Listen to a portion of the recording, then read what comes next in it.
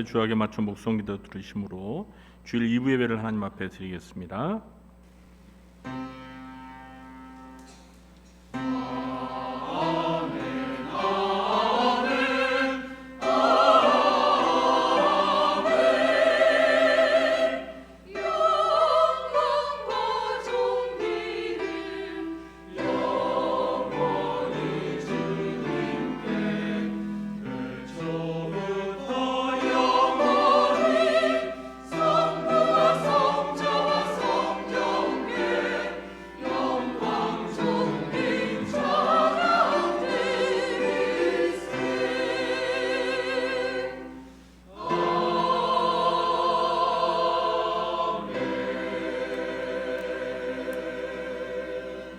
하나님이여, 주는 하늘 위에 높이 들리시며 주의 영광이 온 세계 위에 높아지기를 원하나이다. 아멘. 하나님 아버지, 설날을 맞이하여 또 거룩하고 복된 주일을 맞이하여 만복의 근원 되신 하나님 앞에 나와 예배합니다. 이 예배 가운데 오셔서 저희가 드리는 찬양과 경배를 기쁘게 받아주시고 오늘도 하늘문을 여시사 하늘의 신령한 은혜와 복이 임하게 도와주옵소서. 예수님의 이름으로 기도하옵나이다. 아멘. 모두 자리에 일어나시겠습니다.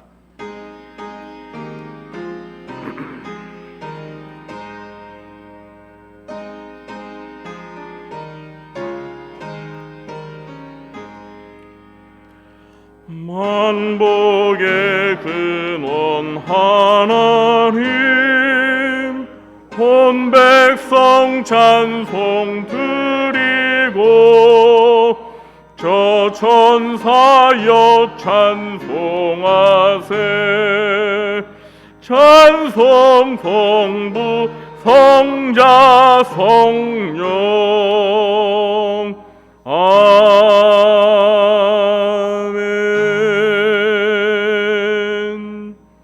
교동문 37번 시편 91편을 교도하겠습니다. 지존자의 은밀한 곳에 거주하며 나는 여호와를 향하여 말하기를 그는 나의 피난처요 나의 요새요 내가 의뢰하는 하나님이라 하리니.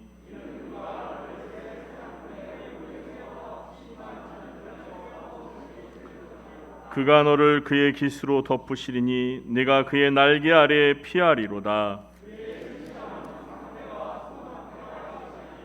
1000명이 내 왼쪽에서 10,000명이 내 오른쪽에서 엎드러지나 그가 너를 위하여 그의 천사들을 명령하사 하나님이 이르시되 그가 나를 사랑한즉 내가 그를 건지리라. 그가 내 이름을 난즉 내가 그를 높이리라. 아멘. 전능하사 천지를 만드신 하나님 아버지를 내가 믿사오며 그 외아들 우리 주 예수 그리스도를 믿사오니 이는 성령으로 잉태하사 동정녀 마리아에게 나시고 본디오 빌라도에게 고난을 받으사 십자가에 못 박혀 죽으시고 장사한 지 사흘 만에 죽은 자 가운데서 다시 살아나시며 하늘에 오르사 전능하신 하나님 우편에 앉아 계시다가 저리로서 산자와 죽은 자를 심판하러 오시리라. 성령을 믿사오며 거룩한 공예와 성도가 서로 교통하는 것과 죄를 사하여 주시는 것과 몸이 다시 사는 것과 영원히 사는 것을 믿사옵나이다. 아멘. 자리에 앉으시겠습니다.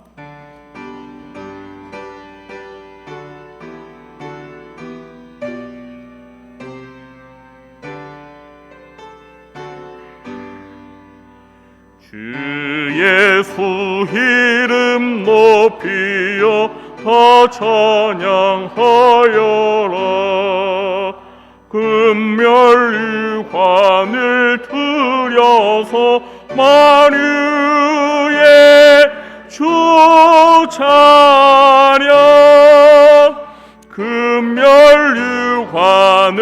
들여서 만유의 주 찬양. 주 예수 당한 고난을 못 잊을 죄인아 내 귀한 법에 바쳐서 만유의 주 찬양. 내 귀한 법에 바쳐서 만유의 주 찬양. 이 지구 위에 거하는 온 세상 사람들 그 크신 위엄 높여서 만유의 주 찬양. 그 크신 위엄 높여서 만유의 주 찬양. 주 믿는 성도 다 함께 주 앞에 엎드려 무궁한 노래 불러서 만유의 주 찬양. 무궁한 노래 불러서 만유의 주 찬양. 아멘.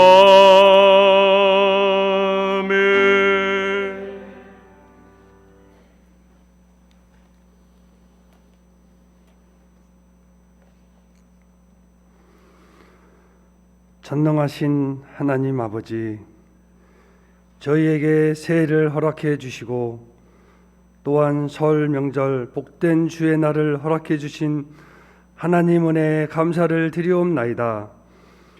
이 시간 드려지는 예배를 통해서 하나님 홀로 영광 받으시옵고 주의 말씀을 사모하여 이 자리에 모여서 예배 드리는 모든 성도들에게 하나님의 한영없는 은혜를 부어 주시옵소서.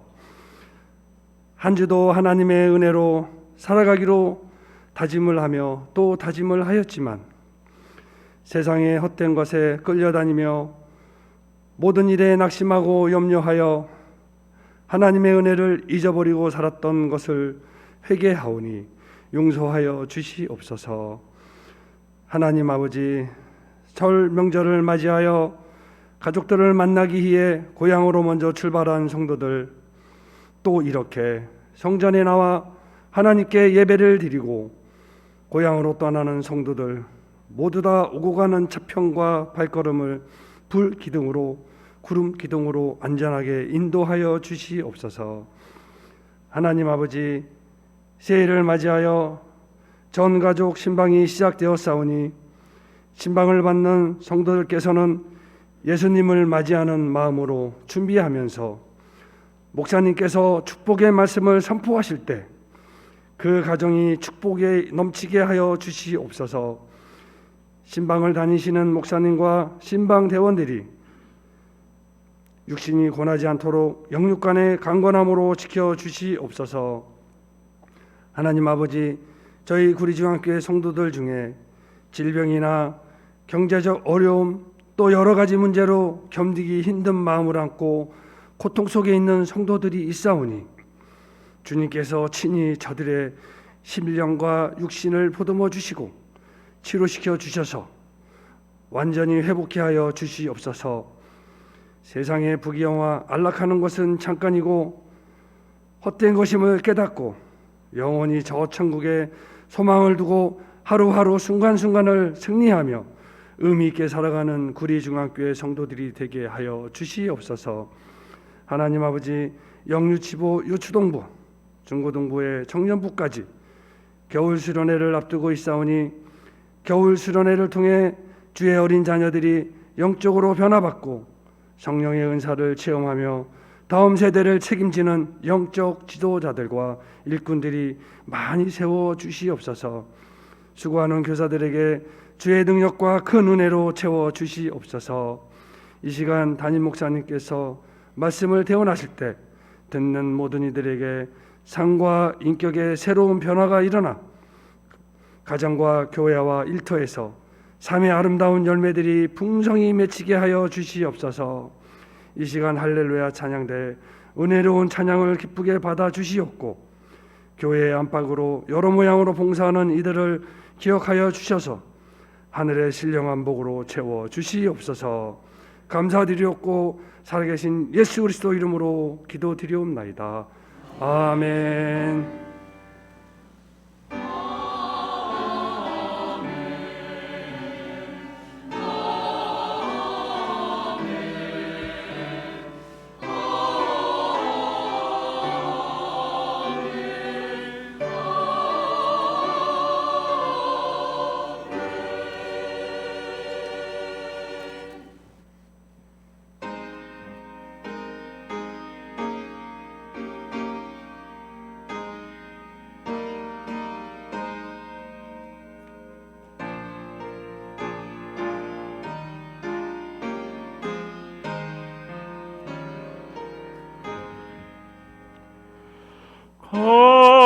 비싼 향유를 주게 드린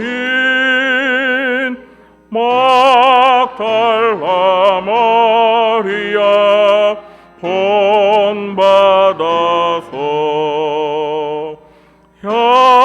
향기로운 산제물 주님께 바치리. 사랑의 주네 주님께 연약한 자에게 힘을 주고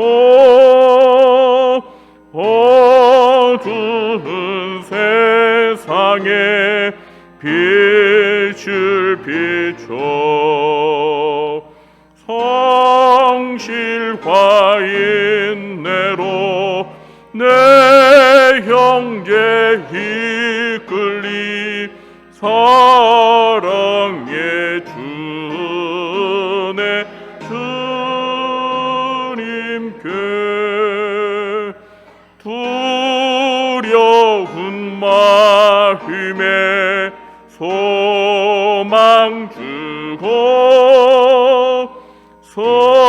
슬픔에 쌓인 자 위로하며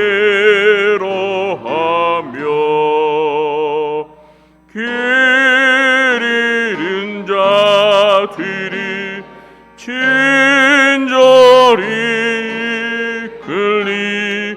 사랑의 주 내 주님께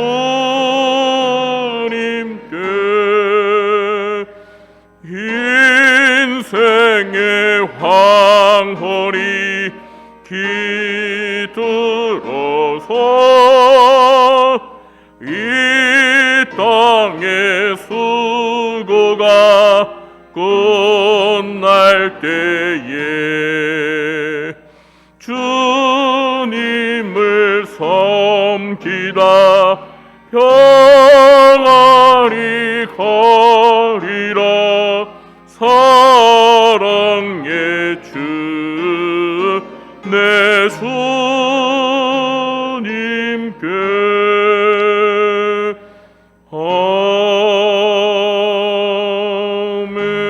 아멘.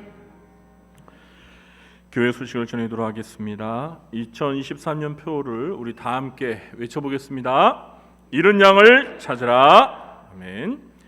올 한 해 동안 잃은 양을 다 찾는 해가 되기를 기도하고 또 힘써 주시기 바랍니다. 오늘은 설날입니다. 즐거운 설 명절 연휴를 기쁘게 잘 보내시기 바라고요. 또 고향을 찾아 떠나신 우리 성도님들도 계실 텐데요. 안전하게 무사하게 잘 다녀오시기 바랍니다. 설 명절 연휴 관계로 오늘 점심 식사는 제공되지 않습니다. 저녁 예배는 가정 예배로 대체합니다. 가정 예배 순서지는 2층에 준비되어 있으니까 가실 때 하나씩 가져가시기 바랍니다. 그리고 설 연휴 기간인 내일과 모레 월요일 화요일에는 새벽 기도가 없습니다. 각자 개인 기도로 하시기 바랍니다. 자율 방역 4가지 지침을 잘 지켜주시기 바랍니다. 그리고 이번 주에 또 대신방이 이어서 계속되는데요. 이번 주에는 목요일과 금요일 이틀 있습니다. 해당되시는 우리 구역원들은 먼저 기도하시면서 사모함을 가지고 참여해 주시기 바랍니다. 여러분이 예배 오늘 드리러 오셨을 때 1층에서 혹시 보셨을지 모르겠는데요. 1층 그 정문 옆에 보시면 벽에 이른 양을 찾으라 이렇게 큰 글씨에 거기 보시면 양들의 이름이 이른 양들의 명단을 이렇게 각 부서별로 붙여 놓았습니다. 한 1년 이상 우리 교회에 출석하지 않은 장기 결석자들 이름을 붙여놨습니다. 여러분들께서 지나가실 때마다 좀 명단을 이렇게 보시면서 누가 이른 양인지 많은 관심을 가져주시고 또 다시 교회에 나올 수 있도록 기도해 주시기 바랍니다. 제가 지난 주일 설교 말씀 드렸다시피 우리의 관심과 기도가 먼저 필요합니다. 그러면서 우리가 다시 교회로 나올 수 있도록 주님 품으로 나올 수 있도록 관심을 갖고 또 전도했으면 좋겠습니다. 구역장 세미나가 오늘이 아닙니다. 1월 29일 다음 주일 오후 3시 30분에 4층 중고등부실에서 있습니다. 우리 구역장님들은 다음 주일에 세미나에 꼭 참석해 주셔서 구역 운영과 관련되어서 올해 새로 좀 바뀌는 부분들도 있고 그래서 세미나를 하는 거니까요. 많이 관심 갖고 다 참석해 주시기 바랍니다. 8번에 나와 있는 각 교육부서 겨울 행사를 보시고요. 일정과 그리고 우리 각 부서의 계획들을 보시면서 은혜 가운데 잘 진행될 수 있도록 많은 관심과 기도해 주시기 바랍니다. 무엇보다도 우리 성도님들의 가정에 어린이들, 청소년들, 청년들이 이 겨울 행사에 빠지지 않고 참여할 수 있도록 적극 보내주시기 바랍니다. 연말 정산을 위한 기부금 납입 증명서가 필요하신 분들은 1층 행정실로 문의해 주시기 바랍니다. 1월 추천도서 1층 행정실에서 구입하시기 바라고요. 매일 성경 1, 2호로도 준비되어 있으니까 건당 1,000원에 1층 행정실에서 구입하시기 바랍니다. 교우동경란을 보시면 지난주에 등록하신 우리 세 가족 9구역 마리아에 속했습니다. 해당 구역과 또 전도회 회원들은 더 많은 관심을 가져주시고 교회에서 만날 때마다 먼저 다가가셔서 반겨주시기 바랍니다. 이번 주에 생일 맞으신 분들이 6분이 계십니다. 생일 진심으로 축하드리고요. 군복무 중인 우리 5명의 청년들을 위해서도 늘 관심과 기도 부탁드립니다. 드린 예물을 위해서 기도하도록 하겠습니다. 하나님 아버지, 오늘 설날을 맞이하여 또 거룩하고 복된 주일 하나님 앞에 나와 예배를 드립니다. 이 예배를 기쁘게 받아 주옵소서. 하나님께서 올해도 변함없이 저희들에게 은혜와 사랑과 또 축복을 베풀어 주실 것을 기대하며 오늘도 하나님 앞에 저희들이 예물을 바칩니다. 주정 헌금으로 또 11조와 감사와 선교와 구제와 장학 헌금으로 또 성미와 꽃꽂이 헌금으로 하나님 앞에 예물을 드리오니 기쁘게 받아 주옵소서. 그리고 이 예물들이 하나님의 나라와 주님의 몸된 교회를 위하여 주의 일을 위하여 온전히 잘 쓰여질 수 있도록 하나님께서 함께해 주시옵소서. 항상 하나님의 나라와 의를 구하며 하나님께서 저희들에게 주신 시간과 물질과 그리고 몸을 바쳐 헌신하고 봉사하는 주의 사랑하는 자녀들을 기억하여 주시고 특별히 그들이 이 땅에서 살아가는 동안 필요한 모든 것들을 아버지 되신 하나님께서 풍성하게 채워 주시옵소서. 무엇보다도 건강의 복을 허락하여 주시고 몸이 연약한 성도들을 긍휼히 여기시사 그들을 치유하여 주시고 회복시켜 주시옵소서. 또한 경제가 어렵고 또 고물가 시대에 참으로 우리 성도들의 기업과 또 생업과 직장이 안정될 수 있도록 하나님께서 도와 주시옵소서. 하나님의 도우심으로 이 어렵고 힘든 세상을 믿음으로 잘 극복하며 이겨낼 수 있도록 주님께서 도와 주시옵소서. 이 시간 특별히 하나님의 말씀을 들을 때 진리의 영이신 성령님께서 저희들의 마음속에 역사하셔서 하나님의 말씀을 들을 때 그 말씀을 잘 깨달아 알게 해주시고 그 말씀대로 온전히 순종하며 실천하며 살아갈 수 있도록 인도해 주시옵소서. 예수님의 이름으로 축복하며 감사하며 기도하옵나이다. 아멘. 이 시간 우리가 함께 은혜 받을 하나님의 말씀은 주보와 좀 다르게 제가 바꾸었습니다. 시편 1편 1절부터 3절 말씀입니다. 우리 설날을 맞이해서 본문 설교 내용을 제가 좀 바꾸었습니다.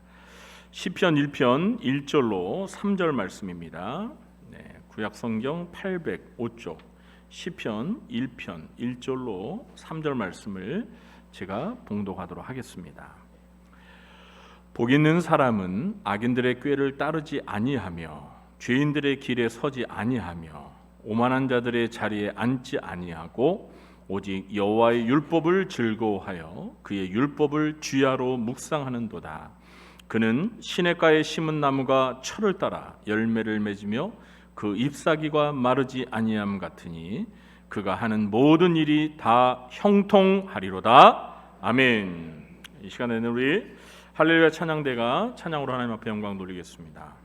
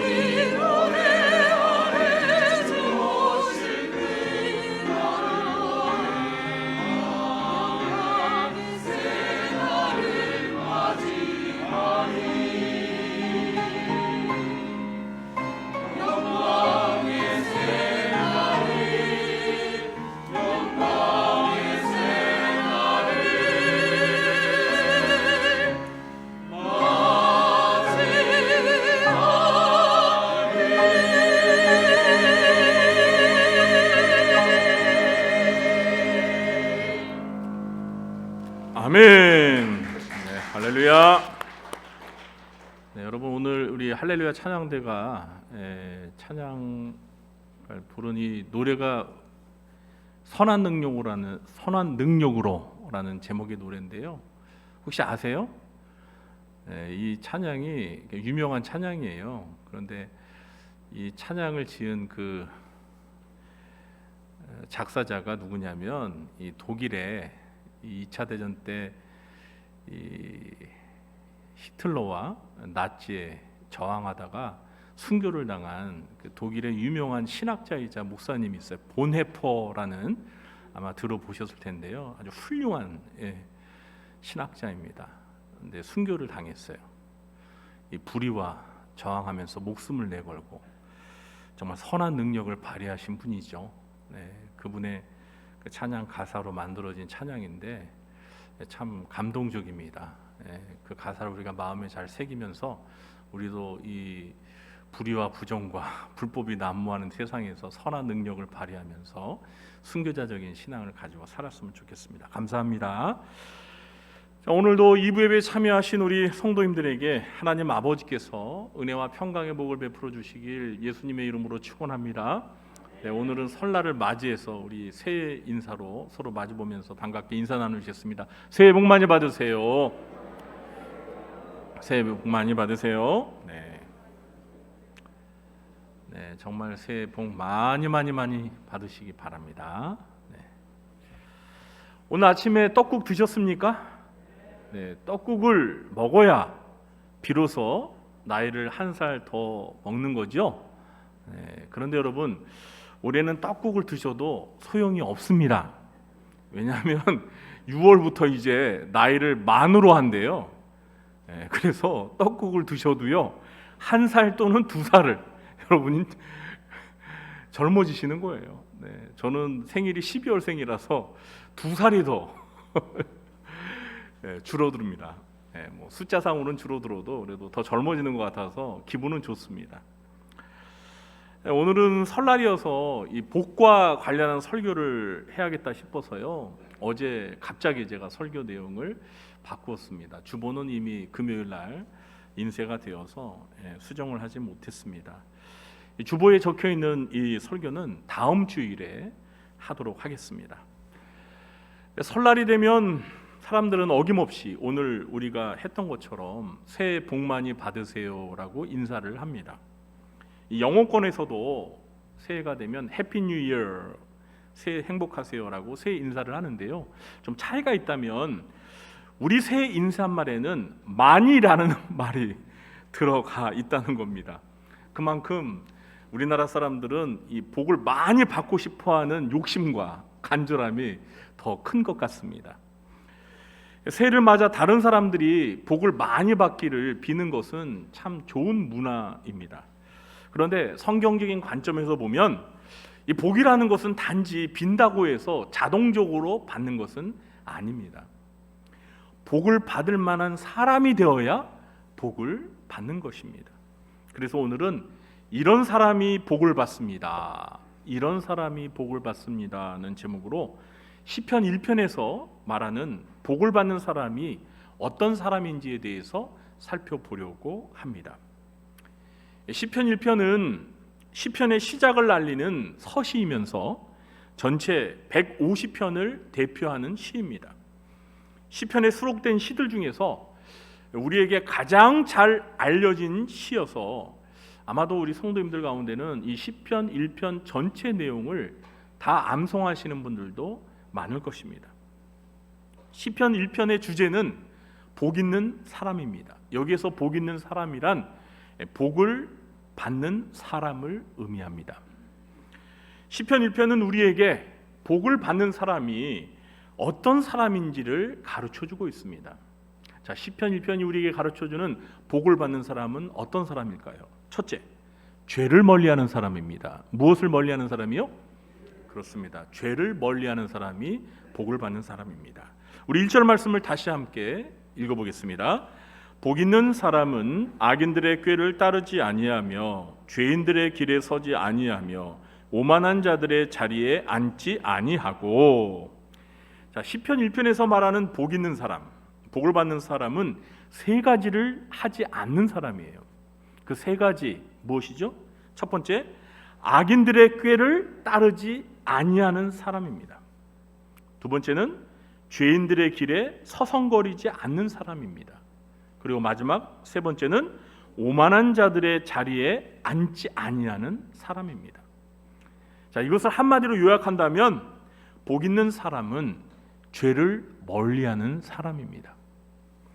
저와 여러분이 복을 받는 사람이 되기 위해서는 죄를 멀리하는 삶을 살아야 합니다. 자, 그러면 우리 그리스도인들이 죄를 멀리하는 삶을 살기 위해서 어떤 자세와 태도가 필요할까요? 첫 번째는 죄의 달콤한 유혹 뒤에 숨겨진 죄로 인한 비참한 결과를 볼 수 있어야 합니다. 어떤 사람이 이 죄의 특징을 여러 가지로 비유하여서 잘 설명한 글이 있어서 제가 여러분에게 소개해 드리려고 합니다. 잘 들어보시기 바랍니다. 죄는 불과 같아서 모든 걸 태우고 파괴한다. 죄는 녹과 같아서 소리 없이 부패시킨다. 죄는 독약과 같다. 그것은 죽게 만든다. 죄는 수렁과 같다. 한 번 빠지면 점점 더 빠져들어간다. 죄는 마약과 같다. 습관이 되면 끊기 어렵다. 죄는 소금물과 같다. 마시면 마실수록 갈증만 더해간다. 죄는 전염병과 같다. 가까운 사람에게 번져간다. 죄는 필름과 같다. 육안으로 보이지 않지만 현상의 날이 오면 다 밝히 드러난다. 그렇죠. 네, 아주 재밌게 표현했어요. 여기서 말하는 현상의 날이란 심판의 날입니다. 심판의 날이 오면 우리가 다 저지른 죄가 다 숨겨 있는 것 같지만 다 백일하에 드러난다는 거죠. 그리고 마지막에 죄는 변과 같다. 그것은 더럽고 냄새같이 독하다. 변이 뭐예요? 말씀 안 하셔도 됩니다. 자, 여러분, 누가 썼는지는 모르겠는데 아무래도 죄를 많이 지어본 사람 같아요. 그래서 경험적으로 죄가 무엇인지 너무 잘 아시는 분이 이렇게 적절하게 죄를 다양한 것에 비유하면서 잘 설명해 주셨습니다. 자, 그런데 여러분, 사람들이 죄의 이런 다양한 특성을 알고도 왜 죄의 유혹에 쉽게 빠져드는 걸까요? 그 이유가 무엇일까요? 그것은 죄가 우리를 유혹할 때 쾌락이라는 달콤한 미끼를 제시하기 때문입니다. 여러분 중에서 혹시 낚시 좋아하시는 분 계세요? 네, 저는 뭐 낚시를 해본 적이 거의 없는 것 같아요. 뭐 낚시를 할 시간도 없고, 또 이 낚시를 좋아하시는 분들은 또 밤 낚시가 그렇게 재밌다고 하는데, 저는 새벽 기도를 해야 되기 때문에 밤에 어디 가서 낚시할 그런 여유가 없어요. 그런데 여러분, 그 낚시를 그래도 해보신 분들은 아시겠지만, 여러분, 그 낚시의 재미가 뭐예요?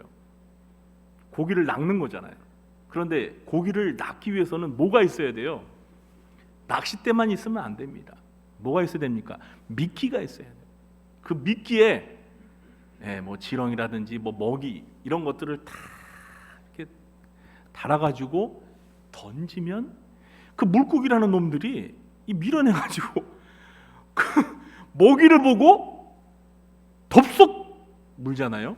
근데 그 먹이 안에 뭐가 있어요? 자기들의 목숨을 빼앗아가는 그 갈고리가 이렇게 있는 걸 모르는 거예요. 그 먹이만 보고 그 먹이 안에 숨겨 있는 그 무시무시한 그 갈고리를 모르고 덥석 물면, 근데 여러분 낚시하실 때 그 여러분이 잡는 그 물고기들을 보시면서 우리는 영적으로 이 그냥 미끼를 보고 덥석 물어드는 저 물고기들이 꼭 인간 같구나, 이렇게 생각하셔야 돼. 우리 인간이 그 죄가 우리를 유혹할 때, 쾌락이라는 미끼를 가지고 우리를 유혹할 때 그냥 우리가 그 유혹에 빠져가지고 죄를 짓는데, 결국은 쾌락 뒤에 있는 그 죄가 가져오는 비참한 결과에 대해서는 보지 못하고 죄를 짓는 그 모습이 결국에는 그 미끼를 무는 생선, 그 물고기와 같다는 거예요. 그걸 볼 수 있어야 돼요.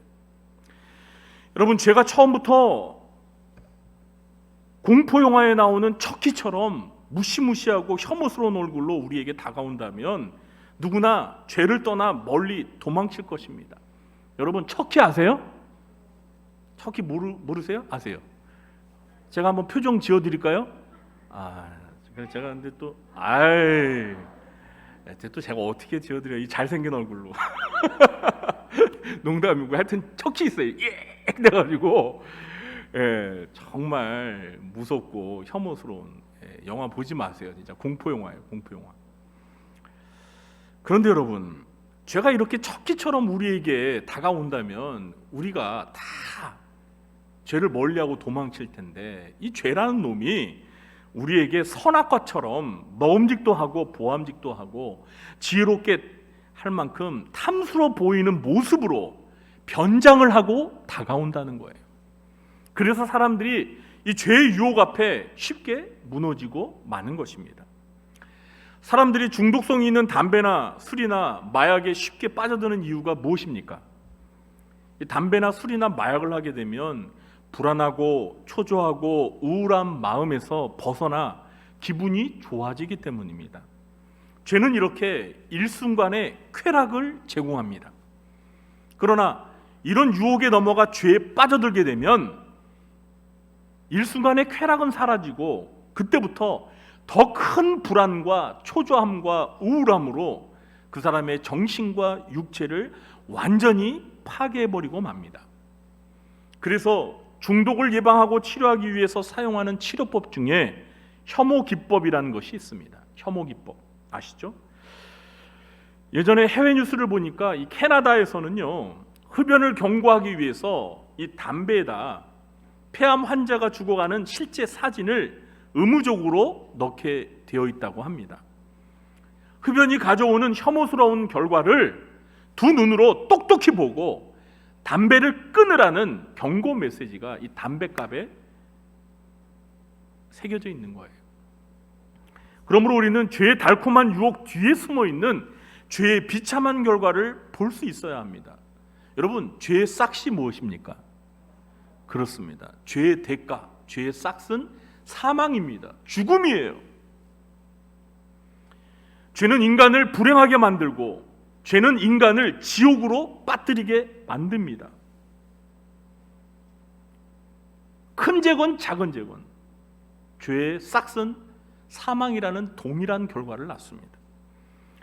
신자들은 예수님을 믿어서 지옥에서 구원을 받았습니다. 여러분 믿으십니까?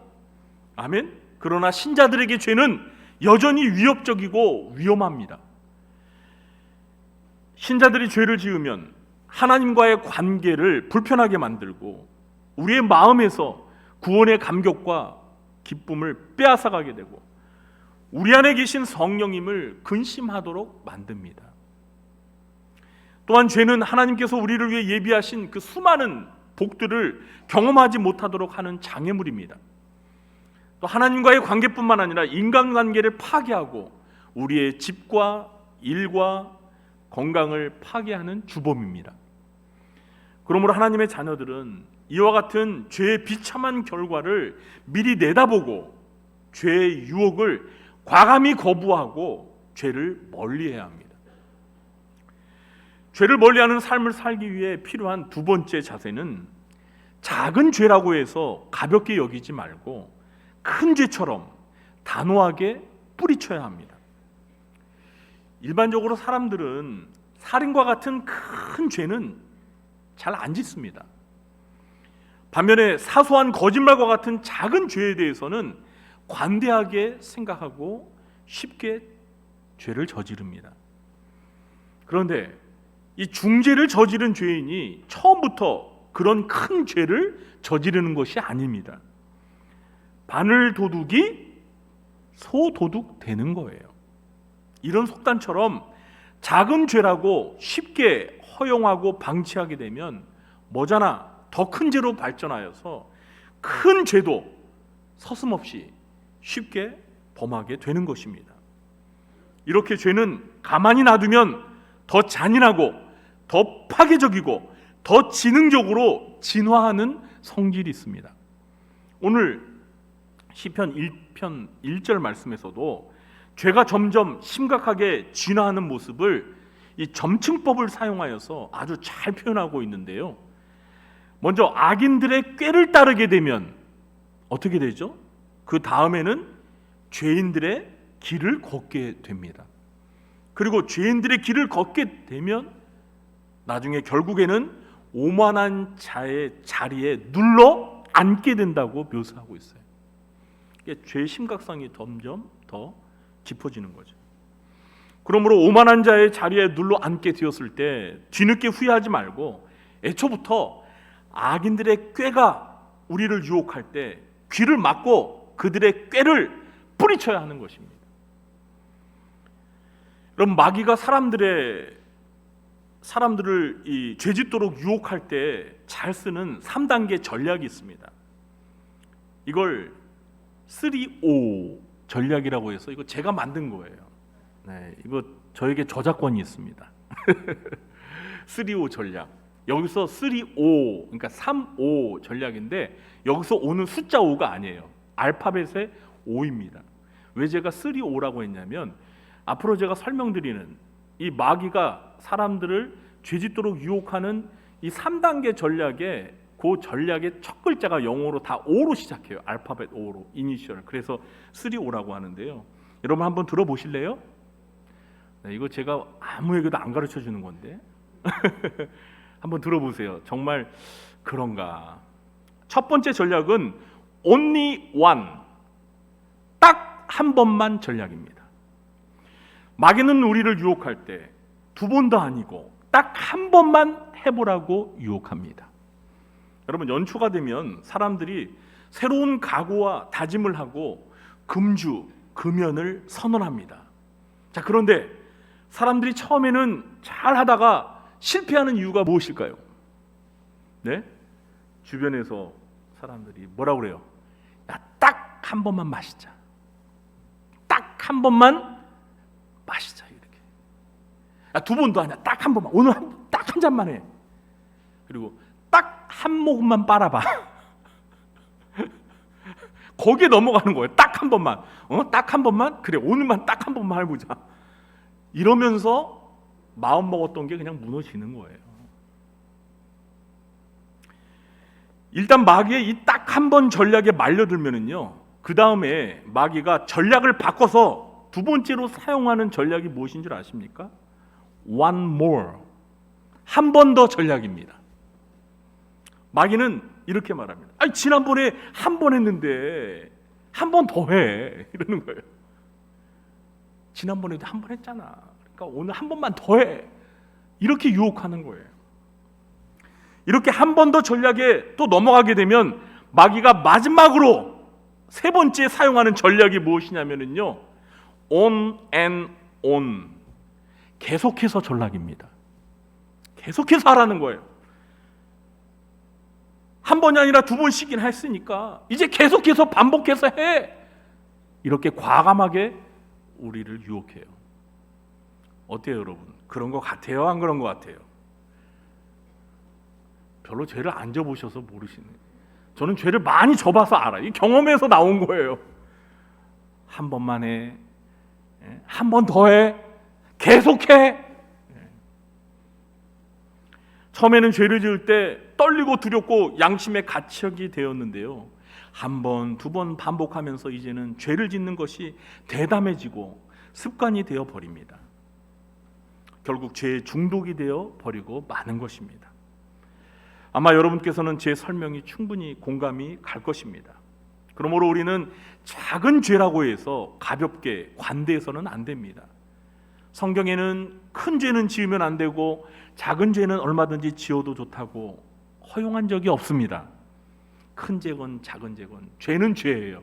그리고 그 죄는 우리들에게 어떤 결과를 낳습니까? 죽음이라는, 사망이라는 결과를 낳습니다. 데살로니가전서 5장 22절에서는 악은 어떤 모양이라도 버리라, 이렇게 말씀하고 있습니다. 그러므로 우리는 초전박살이라는 그 사자성어처럼 죄는 크건 작건 초반에 유혹의 손짓을 내밀 때 강하고 단호하게 뿌리치는 자세가 필요합니다. 여러분은 죄에 대해서 어떤 자세와 태도를 가지고 계십니까? 히브리서 12장 4절에 보니까요, 히브리서 기자는 이렇게 말하고 있습니다. 너희가 죄와 싸우되 아직 피 흘리기까지는 대항하지 아니하고, 죄에 대해서 신자들이 소극적으로 대처하는 것을 책망하는 말이에요. 죄와 싸우기는 싸우는데 아직 피 흘리기까지 싸우지는 않는구나. 이걸 바꿔 말하면 성도들은 피 흘릴 것을 각오하고 죄와 치열한 싸움을 벌이며 죄에 대해서 적극적으로 대항하라는 말씀입니다. 여러분, 세상에서도 가끔 범죄와의 전쟁을 선포하잖아요. 그리고 이 세상에 만연된 죄를 발본색원하기 위해서 이 정의의 칼날을 빼어들고는 합니다.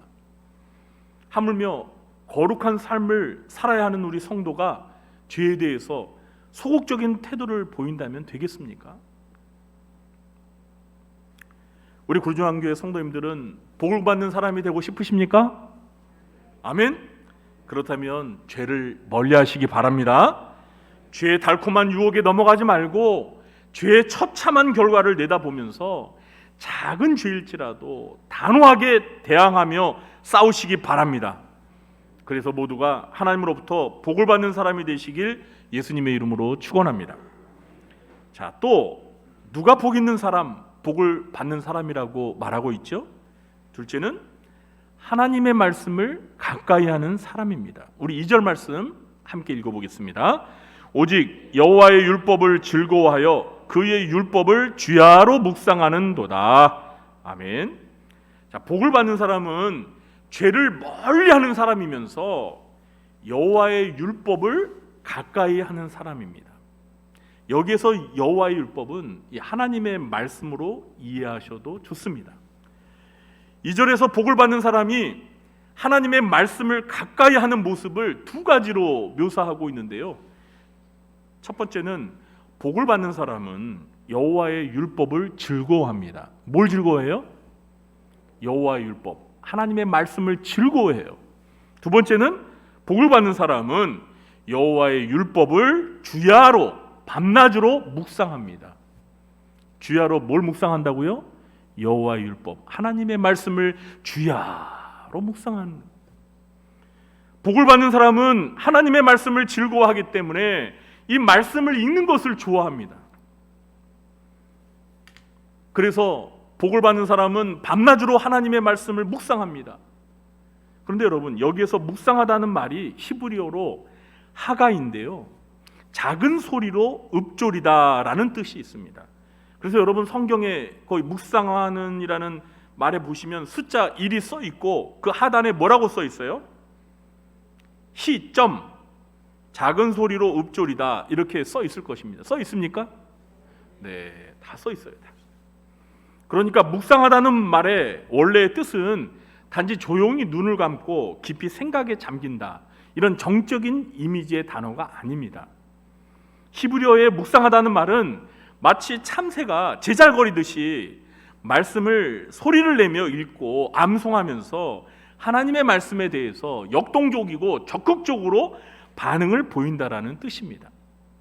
하나님의 말씀이 너무나 좋아서, 말씀을 읽는 것이 너무도 즐거워서 낮에도 읽고 밤에도 읽고 그 즐거운 감정이 입술로 표현이 되어서 말씀을 소리내어 읊조리는 모습, 이것이 바로 2절에서 복을 받는 사람의 모습입니다.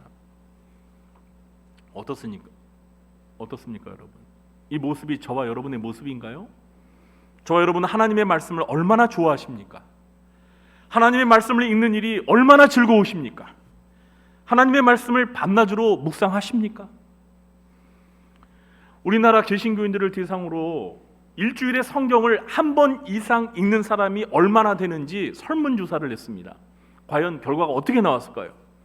일주일에 한 번 이상 성경을 읽는 사람 조사를 해봤더니요, 49% 정도의 신자들이 일주일에 한 번 이상 성경을 읽는다고 답을 했습니다.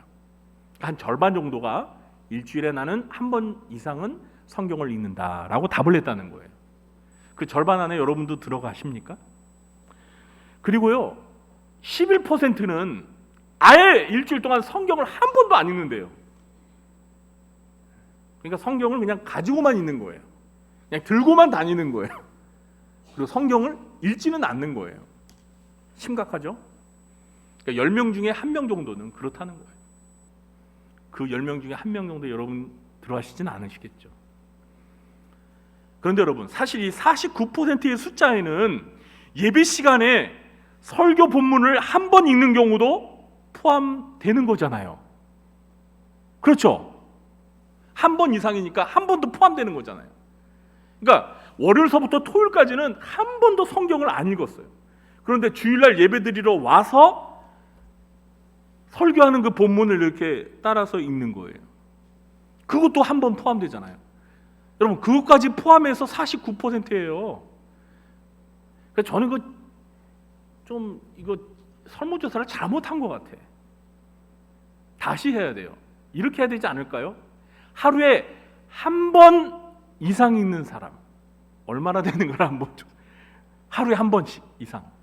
그러니까 일주일에 최소한 7번 이상은 읽는 사람이 얼마나 되는가를 조사했으면 저는 일주일 동안 한 번도 안 읽는 사람만큼 결과가 나올 것 같아요. 아까 11%가 한 번도 일주일에 성경을 안 본다고 그러잖아요. 일주일 동안 하루에 한 번씩이라도 성경을 읽는 사람을 조사했다면 제가 생각하는데 10% 미만이었을 것 같아요. 한번 여기서 조사해 볼까요? 목사님, 정초 새해부터 망신을 주려고 하십니까? 복을 받으라고 해놓고서 왜 망신을 주려고? 네, 그래서 안 하겠습니다. 네. 그만큼 한국교회 교인들은 우리 시편 1편에서 말하는 복을 받는 사람과는 거리가 먼 것 같아요. 그러니까 새해 복 많이 받으세요. 복 많이 받으려고 하는 그 욕심, 그 간절함은 있는데 시편 1편에서 말하는 복을 받을 만한 사람의 모습을 놓고 보면 우리 한국교회 신자들은 사실 복을 받을 만한 사람이 아직 되지 못하고 있는 것 같아요. 여러분, 어떤 교인들은요 성경을 언제 읽느냐는 질문에 잠이 안 올 때마다 성경을 읽는다고 말하기도 합니다. 혹시 그렇게 대답하시는 분 계세요? 네, 물론 잠이 안 올 때 성경을 읽으면 잠이 잘 올 수도 있어요. 네. 네, 특히 저는 민수기 같은데 족보 한번 읽어보세요. 그러면 읽다가 발음도 안 되는 이름들 막 나오면 그냥 졸릴 거예요. 또 어떤 분들은요 이 성경을 배우자 하면 그렇게 잠이 잘 온대. 그렇습니까, 여러분? 네. 좀 편하긴 편하네 이게. 제 성경이 베개처럼. 근데 여러분, 이런 교인들이 과연 시편 119편 103절의 말씀을 이해할 수 있을까요? 시편 119편 103절입니다. 주의 말씀의 맛이 내게 어찌 그리 단지요, 내 입에 꿀보다 더 다니이다. 여러분 어떠십니까? 하나님의 말씀인 성경이 꿀보다 더 단가요? 네? 여러분 꿀 좋아하세요? 네. 꿀 좋잖아요. 건강에도 좋다고 하더라고요. 달지만 그게 이제 정말 그 하나도 막 이렇게 섞이지 않고 정말 그 있는 그대로의 꿀은 우리 몸에 건강에 좋대요. 근데 아마 꿀 드셔본 분들은 다 알겠지만 한 번 이게 딱 찍어서 꿀 먹고 딱 멈출 수 있습니까? 예? 저는 그냥 따라 마시게 되더라고요. 왜? 달잖아요. 여러분, 우리가 단 거 끊는다는 거 이거 참 쉬운 일이 아니에요. 근데 하나님의 말씀은 꿀보다 더 달대요. 이거 여러분 경험해 보셨어요? 하나님의 말씀이 정말 꿀보다 달다는 이런 하나님 말씀의 맛을 경험한 사람은 어떻게 하루에 성경을 한 번이라도 안 읽을 수 있겠습니까? 네? 어떻게 일주일 동안 성경을 한 번도 안 읽고 살 수 있겠어요? 복과 관련해서 우리가 하나님의 말씀을 즐거워하여 주야로 묵상해야 하는 이유가 무엇입니까? 그 이유는 이 하나님의 말씀에는 하나님이 주시는 복에 관한 말씀으로 가득 차 있기 때문입니다. 여러분 믿으십니까? 여러분 복을 받기 위해서는 하나님의 말씀을 읽으셔야 돼요. 이 안에 복 받는 비결로 가득 차 있다니까요. 여러분 어떤 사람이 성경에 복이라는 단어가 몇 번 사용되었나를 세어보았다고 합니다. 혹시 여러분 중에서 오늘 댁에 돌아가셔서 나도 한번 성경에 복이라는 단어가 몇 번 쓰였는지 세어보겠다 하시는 분들은 제가 말릴게요. 네, 그러시면 여러분 설 명절 연휴 동안 밤 새셔야 됩니다. 여러분 성경에 복이라는 단어가 과연 몇 번 등장할까요? 네? 몇 번 정도 등장하실 것 같아요? 네? 이거 맞히시는 분은 제가 뭐 가래떡이라도 선물 드려야 되고 몇 번 등장하면요 1040번 나온다고 합니다. 몇 번이요? 1040번. 많아요 적어요? 이게 많은지 적은지 잘 모르죠. 그러면 여러분 성경에서 사랑이라는 단어 많이 나올 것 같아요? 안 나올 것 같아요? 많이 나올 것 같죠. 그러면 사랑이라는 단어는 성경에 몇 번 나올까요? 517번 나옵니다. 517번. 이 517번도 결코 적은 게 아니에요. 많이 나온 건데 복이라는 단어는 거의 사랑이라는 단어보다 딱 2배 정도 더 많아요. 그러니까 얼마나 성경에 복이라는 단어가 많이 사용되었는지 여러분 아시겠죠? 그만큼 성경은 복에 관한 말씀으로 가득 차 있는 복서입니다. 복서예요. 복에 관한 책이라는 거예요. 여러분 오죽하면 신약 성경에 이 4권의 성경 마태, 마가, 누가, 요한 이게 뭐라 그래요? 복음이라고 그러잖아요. 복음. 복된 소식. 복된 소리. 그러므로 복으로 가득한 이 하나님의 말씀을 가까이 하는 사람은 이 말씀을 가까이 하지 않는 사람에 비해서 복을 받으며 복을 누리며 살 가능성이 훨씬 높은 것은 너무나 당연하고 자연스러운 일입니다. 여러분 오늘 3절 말씀을 보시면 이 복 받는 사람을 뭐에 비유를 했죠? 시냇가에 심은 나무에 비유를 했습니다. 그러니까 하나님의 말씀은 나무에 물을 공급하는 시냇물과 같은 것입니다. 여기서 나무는 사람을 말하는 거죠. 복 있는 사람. 그리고 그 나무 곁에 있는 시냇물이 바로 하나님의 말씀을 가리키는 것입니다.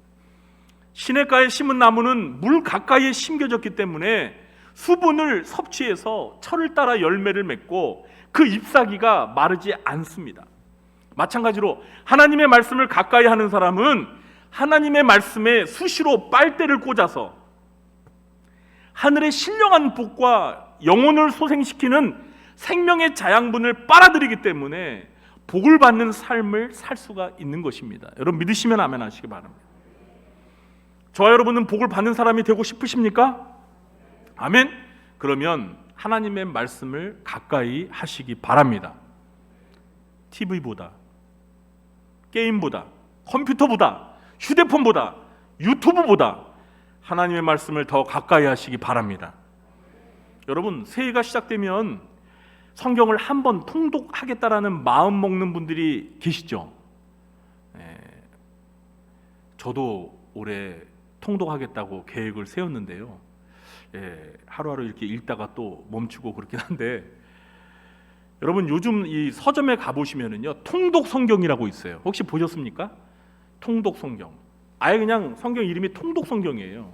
그래서 이 성경은요 1년에 한 번 통독할 수 있도록 하루의 진도를 이렇게 딱 표시해줘요.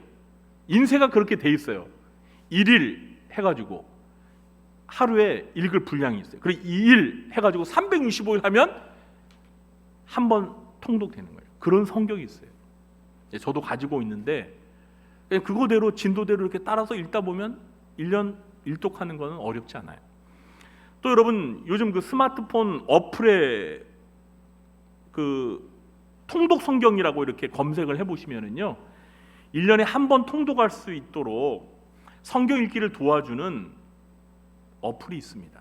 이런 것들을 여러분 스마트폰에 다운받아서 설치를 하시면 그리고 거기다가 알람 기능까지 맞춰놓으면 여러분들이 읽고 싶은 그 시간에 알람이 울리면서 하루 읽을 진도 분량을 딱 가르쳐주면서 하루에 성경을 읽으면서 이렇게 1년 일독할 수 있어요.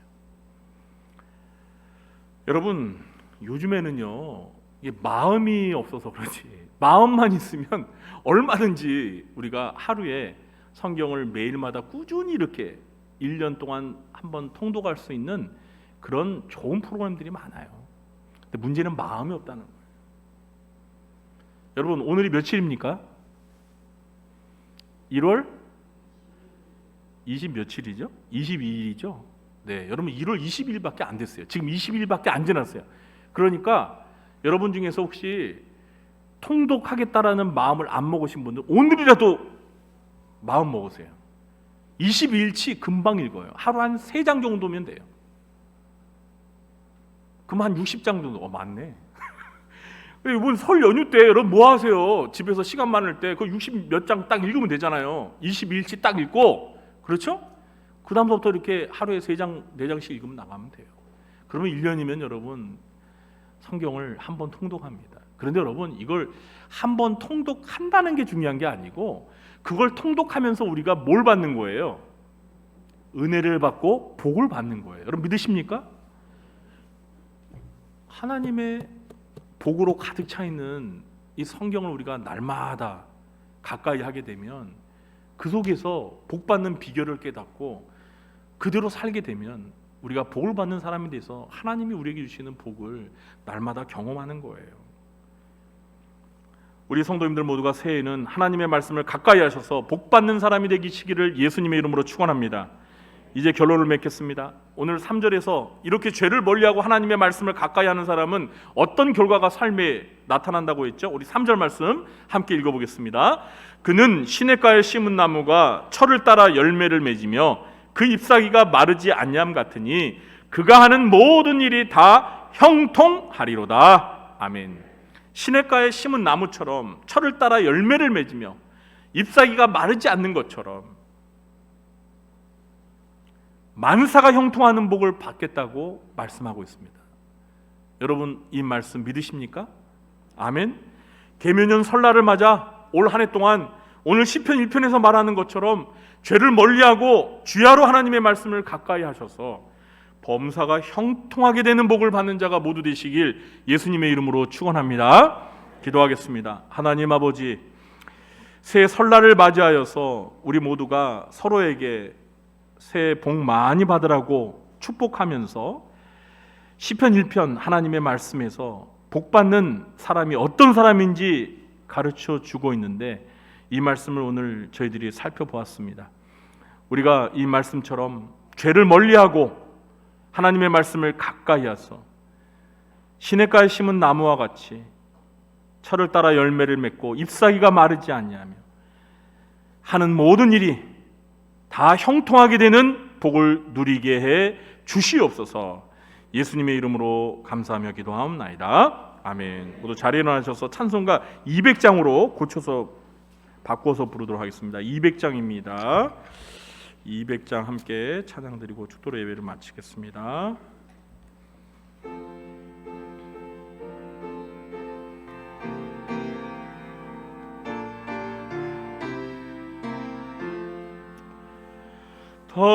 달고 묘한 그 말씀, 생명의 말씀을, 귀한 그 말씀 진실로 생명의 말씀이 나의 길과 믿음 밝히 보여주니 아름답고 귀한 말씀 생명샘이로다. 아름답고 귀한 말씀 생명샘이로다. 귀한 주님의 말씀은 내 노래 되도다. 모든 사람을 살리는 생명의 말씀은 핫도 없이 받아 생명길을 가리. 아름답고 귀한 말씀 생명샘이로다. 아름답고 귀한 말씀 생명샘이로다. 널리 울리어 퍼지는 생명의 말씀을 마음의 용서와 평안을 골고루 주나니. 다만 예수 말씀 듣고 복을 받네. 아름답고 귀한 말씀 생명샘이로다. 아름답고 귀한 말씀 생명샘이로다.